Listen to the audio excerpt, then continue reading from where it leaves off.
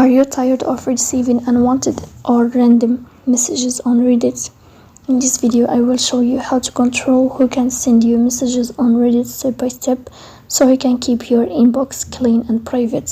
So let's go to see how it works. The first thing you have to do is to go to Reddit app.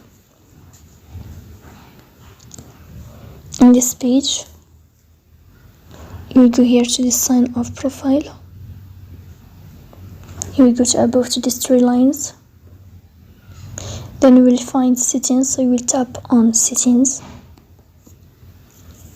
After that, in this page you will find account settings, so you will click on account settings. Here in this page you will go to this window of chat permissions, so you will click on chat permissions.